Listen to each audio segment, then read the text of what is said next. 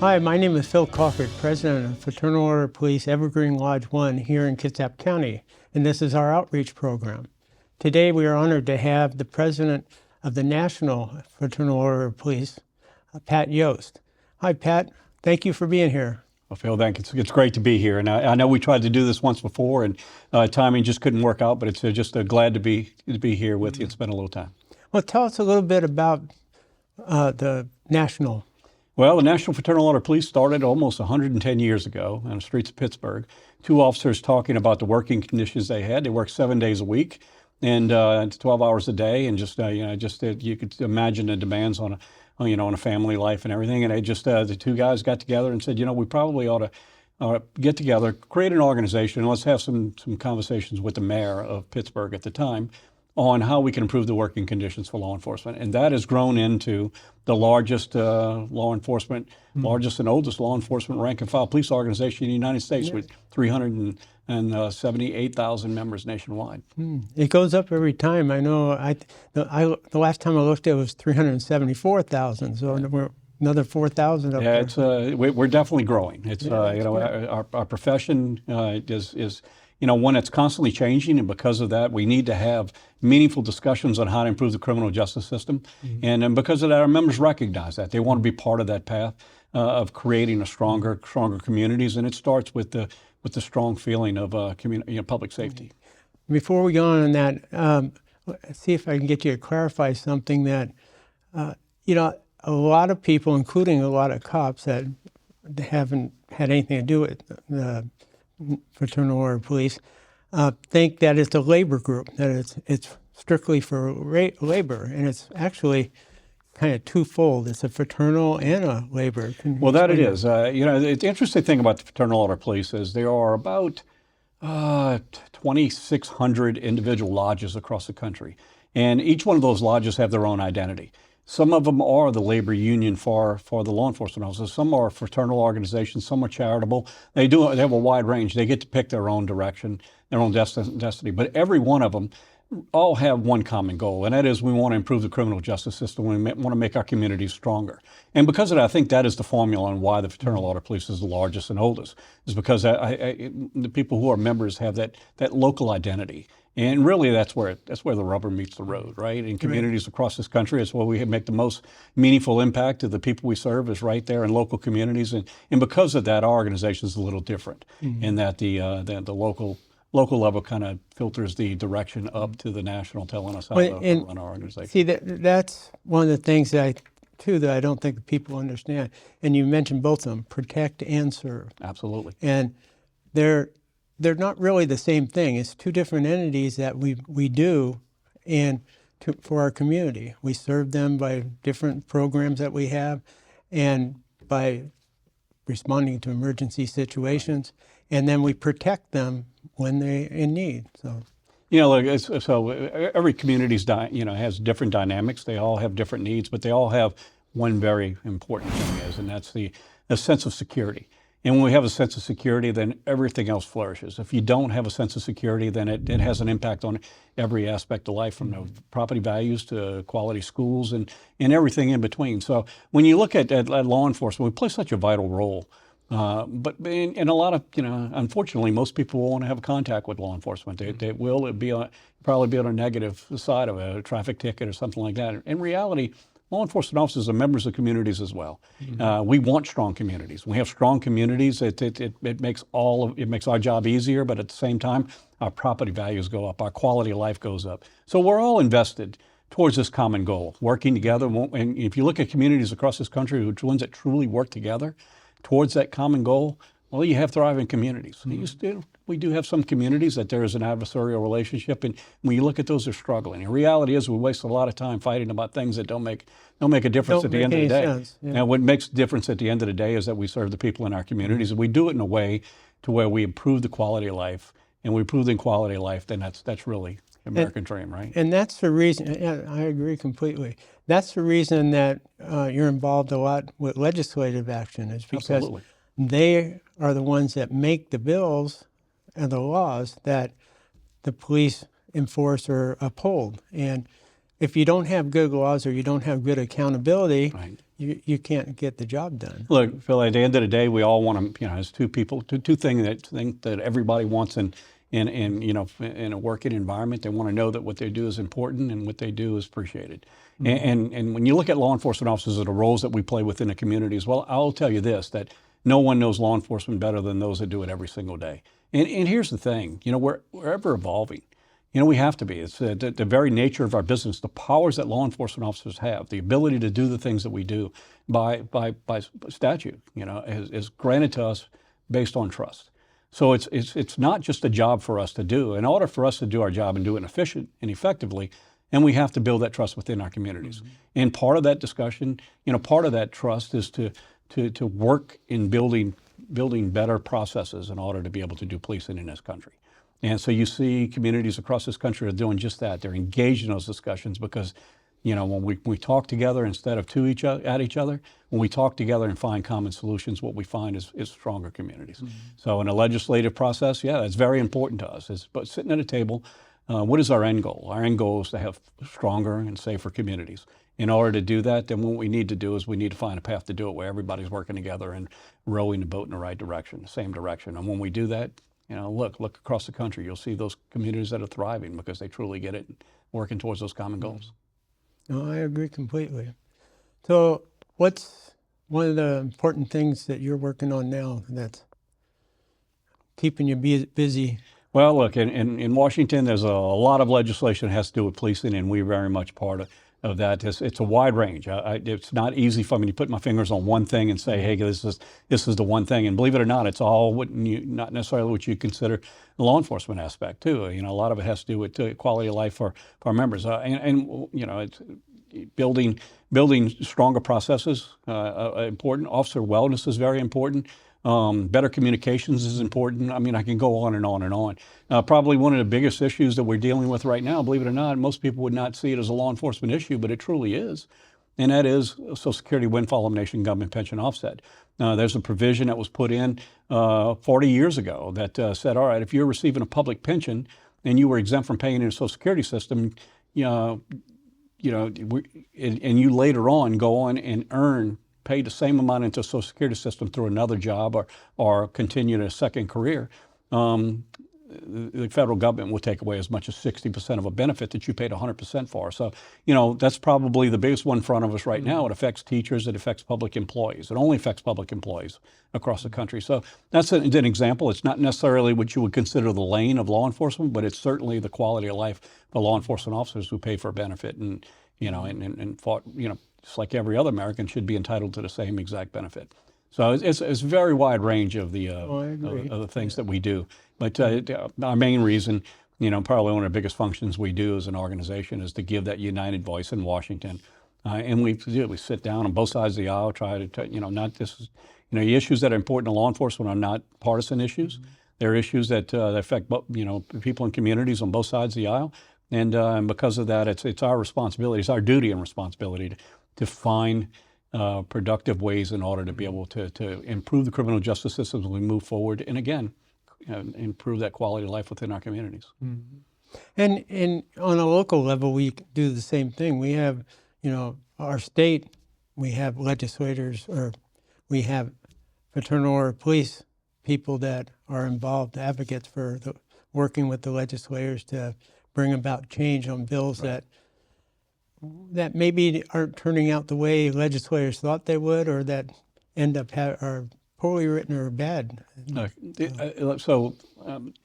You look back 4 years ago, the George Floyd incident, the incident that happened, and we all look at that and say, okay, there's so much we need to do. If that incident didn't, it taught us a lot of things. And one of them is we need to do a lot more in the way we do policing, but in addition to that, we also have a lot more to do with education of public on why we do certain things the way we do. Because what happened as a result of that, there was a quick reaction to say, we're going to reform policing.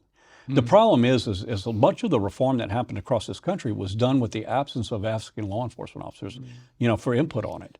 and so what we saw was a period of time when we made a bunch of real quick changes, but then we spent probably another year or two trying to find out a way to get them back towards a way where you had law enforcement involvement because they, input, because they weren't accomplishing what what I think maybe well intended, but at the end of the day, harmed a lot of communities. So, and I've always said there is not a problem we can't fix as society if we're committed to do so and we're willing to listen to each other for it. To find that common goal. Unfortunately, it's kind of everything in life, right? Yeah, You get that's people true. who talk at each other and people who talk to each other. And when we talk You got to people who each listen other, and people that don't. that's it. That's it. And let's just be honest. There are some that benefit from not fixing problems too. So, at the end of the day, we try to stay out of the political part of that. The important thing for us is how do we improve criminal justice system? How do we improve policing? And how do we protect the members, those that are brave enough to pin on a badge and go in communities across this country every single day and make a difference in the lives of the people we serve? How can we serve them? How can we advocate for them? And that's really what our focus is. You mentioned that on a local level, that's what you do. I mentioned that there's 2,600 lodges or so across this country, and every one of them has their own identity. That's really where the most impact is made. In local communities across this country, just sitting down, improving the processes that we have, but also being part of the community, being part of the people we serve. So we're not just people that pin on a badge and go out and write tickets, or the one that you call when you got a problem. We're actually members of the community as well. We have a vested interest in the communities itself. Yeah, the problem I see right now is the pendulum's going too far the wrong way, and we're trying to bring it back. And I understand why it did. I understand why we need to bring it back. And one of the things that I don't think people thought about or think about is the majority of people are good. They just want to be left alone to make something for themselves, to their family to take care of them. And they might break the law once in a while, but they don't mean to, or they get stupid. But for the most part, they're good. Yeah. But the problem we have now that we need to really address is drugs and mental health, because you got people that are on drugs, the hardcore drugs. They could be good people when they're not on drugs, but once they get there, they become desperate people, and desperate people don't realize they need help, but they do desperate things and they cause crime.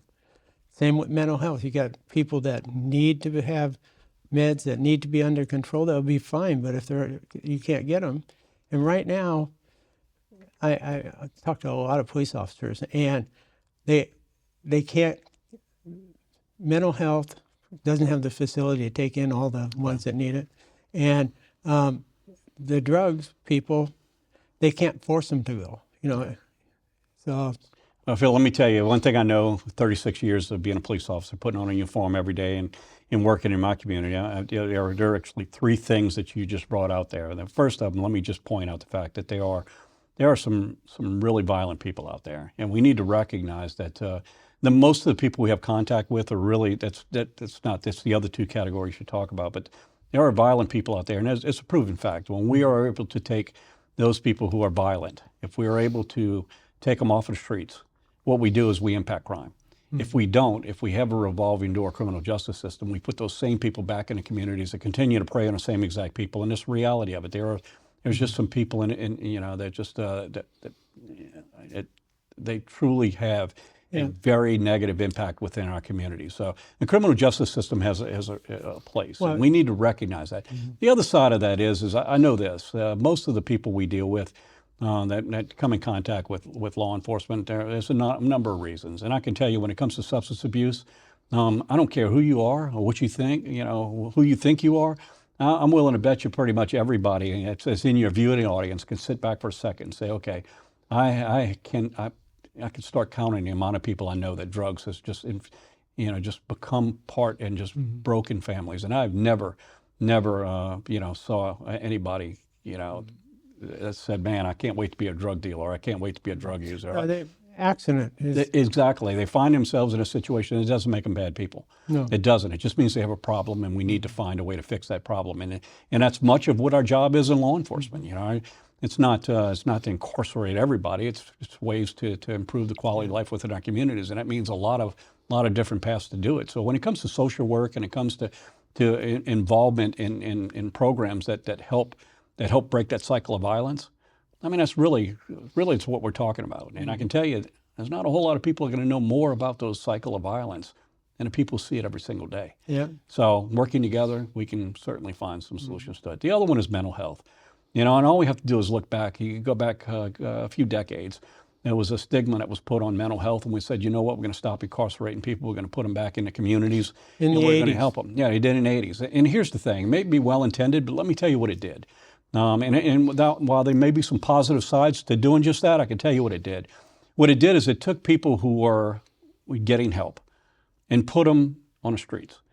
And when they started breaking laws and committing crimes, you know where the largest mental health institutions are in the United States now? Probably in big cities. They're prisons. They're prisons. They're jails.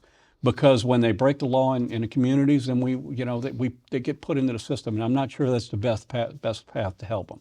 Although it might have been well intended in the 80s, it created its own problems, and it's a problem that as a nation we've yet to wrap our arms around and find some meaningful solutions to it. It's something that we're still, my guess is we're going to be dealing with this for quite some time. Oh, I agree. Yeah. I agree. I think homeless people is our main concentration that it seems like they're doing. And I have nothing against helping homeless people, but they need to help the mental health and the chemical dependency people. And by helping homeless people, that some of them, a lot of them are mentally ill or Right. Addicted, all they're doing is enabling them to continue the drugs. I totally agree. Look, there are a whole lot of cycles, and that if we don't break those cycles, we can't expect any different outcomes from them. So we have to do better as a nation. We have to do better. And look, let's look across this country. There are agencies after agencies, communities after communities that have really addressed this and done it in a very positive way. What we need to do is we need to harness those ideas, those innovations on how to help, and not enable, but find a path a path forward. We've got our work cut out for us. There's no question. Yeah, I don't see any short-term solution to this.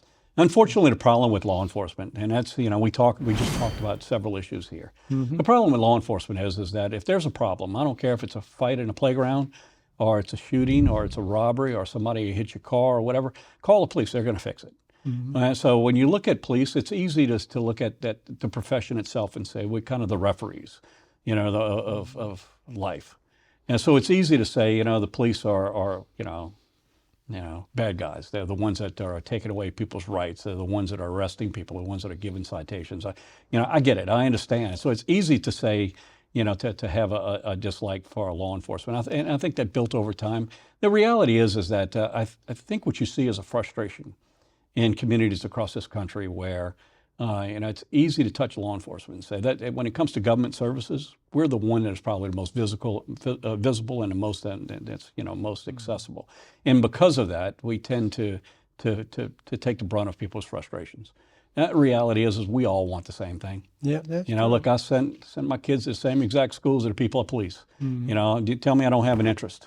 We all have a vested interest, and we need to. True. What we need to do is we need to stop talking about people as groups and start talking about people as individuals. When you look at law enforcement officers, it's easy to criticize someone you don't know. And the reality is get to know who they are, and you recognize they have the same goals and the same aspirations, the same dreams as everyone else in the community. That's the thing we need to do. We need to have more conversations on uniting than we are to people that are, kind of driving a wedge between law enforcement. That's true.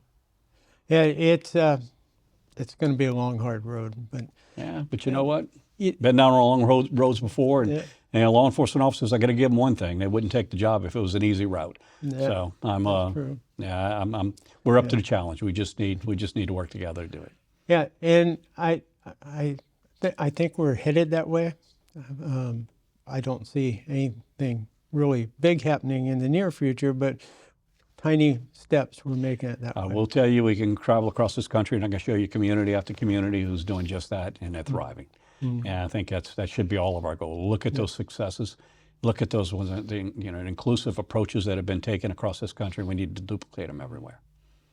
So we're getting short on time here. What else would you like the public to know about Fraternal Order Police? And their role in the communities. Well, I can tell you, for us, I look at the quality of life of a community, and we've already established, we've already talked about, that quality of life is that we enjoy. It's often that cycle of life. We get up, we send our kids to school, and we go in and we make, do the jobs that we do, and we come back next day, we do it over and over and over again. And that cycle of life, we often take it for granted. The reality is a lot of that is made possible by brave men and women who take a job that, and in some instances deal with a segment of society that most people like to think don't exist.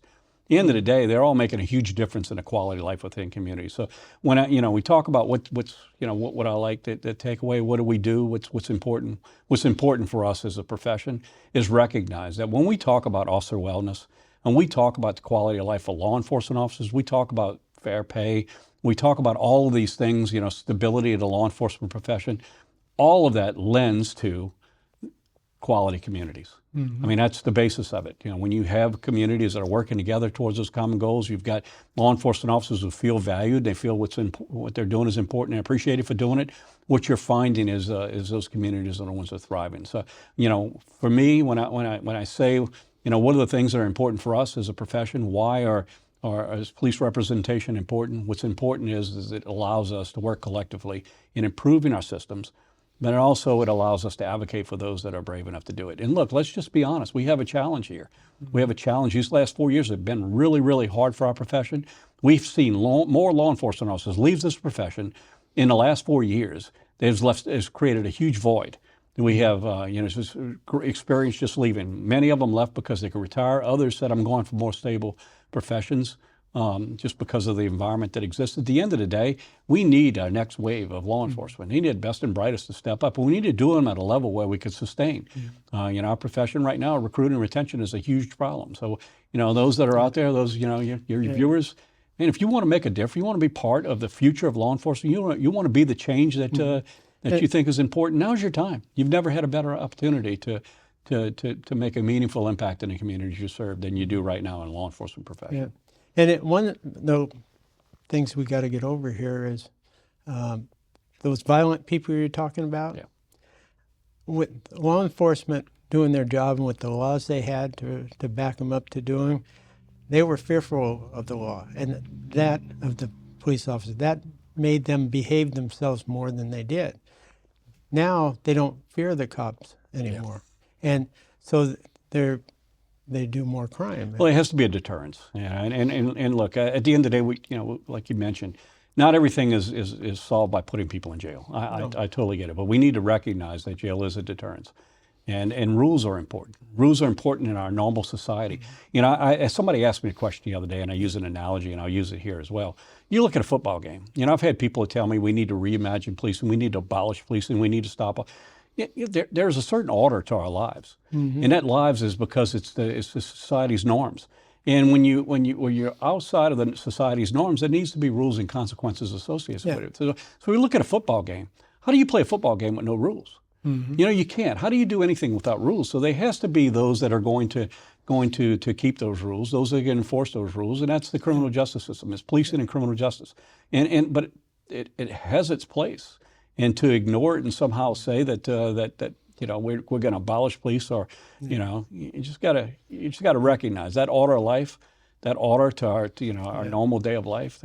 Yeah, you got to have accountability. You got absolutely. So, absolutely. I thank you very much for coming. And anytime you're in town and you want to do a show, we're happy to have you here again. Absolutely. And you're in our thoughts and prayers, and we'll get back to the conference here in a little bit. And thank you. And look, again, I want to tell you, it is no greater honor than to represent the brave men and women who pin on a badge every day. And it's an honor to be here in Washington State. Just some of the finest people I know are here in the state, and suiting up and showing up every day and making a difference. So It's just an honor to be here, and I want to thank those all that are advocating for law enforcement out there for the work that they do.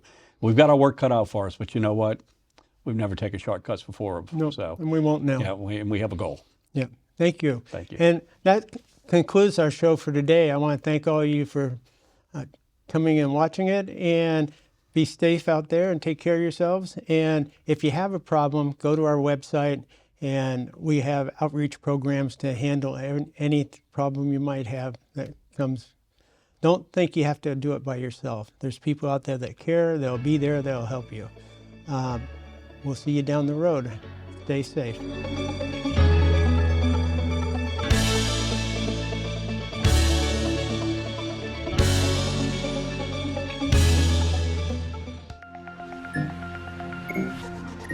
Mhm.